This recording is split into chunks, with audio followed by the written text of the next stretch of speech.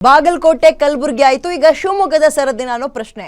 ರಂಜಾನ್ ದೇಣಿಗೆ ಸಂಗ್ರಹ ವಿಚಾರಕ್ಕೆ ಮತ್ತೆ ಕಲ್ಲು ತೂರಾಟ ಆಗಿದೆ. ಶಿವಮೊಗ್ಗದಲ್ಲಿ ಎರಡು ಮುಸ್ಲಿಂ ಗುಂಪುಗಳ ನಡುವೆ ಗಲಾಟೆ ನಡೆದಿದೆ. ಬಾಗಲಕೋಟೆ ಕಲಬುರಗಿ ಆಯಿತು. ಈಗ ಮಲೆನಾಡಿನ ಹೆಬ್ಬಾಗಿಲು ಅಂತ ಕರೆಸ್ಕೊಳ್ಳೋ ಶಿವಮೊಗ್ಗದ ಸರದಿನ ರಂಜಾನ್ ದೇಣಿಗೆ ಸಂಗ್ರಹ ವಿಚಾರಕ್ಕೆ ಮತ್ತೆ ಕಲ್ಲು ತೂರಾಟ ಆಗಿದೆ. ಎರಡು ಮುಸ್ಲಿಂ ಗುಂಪುಗಳ ನಡುವೆ ಶಿವಮೊಗ್ಗದಲ್ಲಿ ಗಲಾಟೆ ಆಗಿದೆ. ಶಿಕಾರಿಪುರ ಪಟ್ಟಣದಲ್ಲಿ ಪರಸ್ಪರ ಕಲ್ಲು ತೂರಾಟ, ದೊಣ್ಣೆಯಿಂದ ಹೊಡೆಯುವ ಕೆಲಸಗಳಾಗಿದೆ. 10ಕ್ಕೂ ಹೆಚ್ಚು ಜನರನ್ನ ಸದ್ಯ ಶಿಕಾರಿಪುರ ಟೌನ್ ಪೊಲೀಸರು ವಶಕ್ಕೆ ಪಡ್ಕೊಂಡಿದ್ದಾರೆ.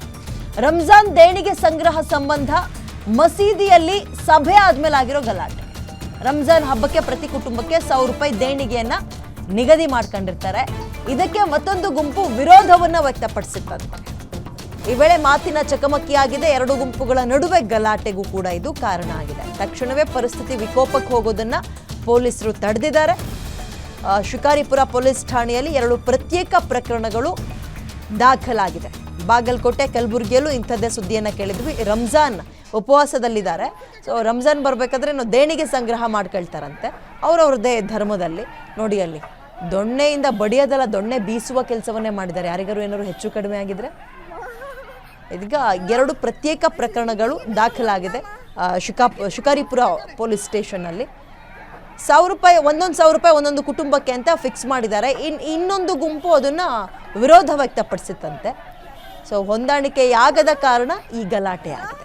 ಮಸೀದಿಯಲ್ಲಿ ಒಂದು ಸಭೆ ಆಗುತ್ತೆ. ಸಭೆ ಮುಗಿಸ್ಕೊಂಡು ಹೊರಗೆ ಬರ್ತಾ ಇದ್ದಂತೆ ಇದೇನಪ್ಪ ಮಾತೆತ್ತಿದ್ರೆ ಕಲ್ ತಗಂತೀವಿ, ದೊಣ್ಣೆ ತಗೊಳ್ತೀವಿ, ಅದು ಧರ್ಮದ ವಿಚಾರ ಬಂದಾಗಲೂ ಅಷ್ಟೇ, ತಮ್ಮ ಧರ್ಮದಲ್ಲೇ ಸಮಸ್ಯೆ ಆದರೂ ಅಷ್ಟೇ ಅನ್ನುವ ಮನಸ್ಥಿತಿಗೆ ಯಾಕೆ ಬರ್ತಾರೋ. ಮಾತೆತ್ತಿರ್ ಕಲ್ ತಗೊಳ್ಳೋದು, ಇಲ್ಲ ದೊಣ್ಣೆ ತಗೊಳ್ಳೋದು, ಇಲ್ಲ ಬೆಂಕಿ ಹಚ್ಚೋದು, ಏನಪ್ಪ ಹಿಂಗಾಗ್ಬಿಟ್ರೆ. ರಂಜಾನ್ ಬಹಳ ಪವಿತ್ರವಾದ ಹಬ್ಬ. ಅವ್ರಿಗೆ ಉಪವಾಸ ಇರ್ತಾರೆ ಬೆಳಗ್ಗೆಯಿಂದ ಸಂಜೆ ತನಕ. ಇದನ್ನೇ ಹೇಳೋದು, ಉಪವಾಸ ಇರ್ತೀರಿ, ಒಂದು ಎಂಜಿಲನ್ನು ನುಂಗಲ್ಲ ನೀವುಗಳು ಈ ಸೆಫ್ರಿ ಇಫ್ತಿಯಾರ್ ಆಗೋ ತನಕ. ಅಂತ ಕಟುವಾದ ಉಪವಾಸದ ಟೈಮ್ನಲ್ಲಿ ನೀವು ಯಾರಿಗೋ ನೋವು ಮಾಡ್ತೀರಾ ಅಂದರೆ, ಹಿಂಸೆ ಕೊಡ್ತೀರಾ ಅಂದರೆ ಯಾರು ಒಪ್ತಾರೆ? ಉಪವಾಸಕ್ಕೆ ಸಿಗೋ ಬೆಲೆ ಏನು?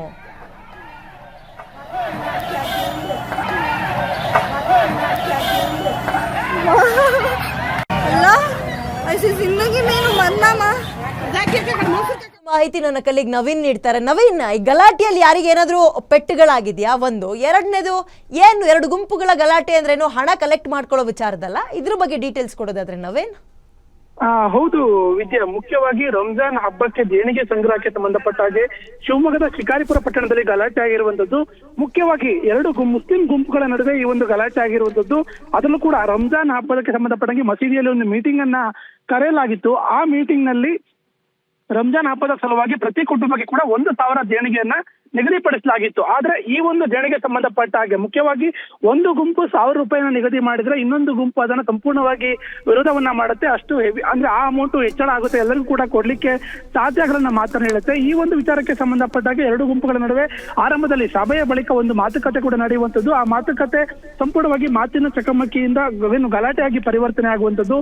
ಆ ಗಲಾಟೆ ನಂತರದಲ್ಲಿ ಸಂಪೂರ್ಣವಾಗಿ ಅಂದ್ರೆ ಕಲ್ಲು ದೊಣ್ಣೆಗಳನ್ನ ತೂರಾಟ ಮಾಡುವ ಮಟ್ಟಿಗೆ ಆ ಒಂದು ಗಲಾಟೆ ವಿಸ್ತಾರಗೊಳ್ಳುವುದು. ಮುಖ್ಯವಾಗಿ ಶಿಕಾರಿಪುರ ಪಟ್ಟಣ ವ್ಯಾಪ್ತಿಯಲ್ಲಿ ಈ ಒಂದು ಘಟನೆ ನಡೆಯುವಂತದ್ದು. ಮುಖ್ಯವಾಗಿ ತಕ್ಷಣ ಅಂದ್ರೆ 2 ಗುಂಪುಗಳ ನಡುವೆ ಗಲಾಟೆಯಾಗಿ ಆ ಒಂದು ಅಕ್ಕಪಕ್ಕದ ಎದುರುಗಡೆ ಮನೆಯಲ್ಲಿ ಯಾರಿರ್ತಾರೆ ಅವರೆಲ್ಲರೂ ಕೂಡ ಕೈಗೆ ಸಿಕ್ಕಂತ ವಸ್ತುಗಳನ್ನ ಪರಸ್ಪರವಾಗಿ ತೂರಾಟ ಮಾಡುವಂತ ಕೆಲಸವನ್ನ ಮಾಡುವಂತದ್ದು. ಈ ಕಾರಣದಿಂದಾಗಿ ಕೆಲ ಕಾಲ ಅಲ್ಲಿ ಸ್ಥಗಿತಕ್ಕೂ ರಸ್ತೆ ಸಂಚಾರ ಕೂಡ ಸ್ಥಗಿತ ಆಗಿತ್ತು. ತಕ್ಷಣ ಶಿಕಾರಿಪುರ ಟೌನ್ ಪೊಲೀಸರು ಆಕ್ಟಿವ್ ಆಗುವಂತದ್ದು.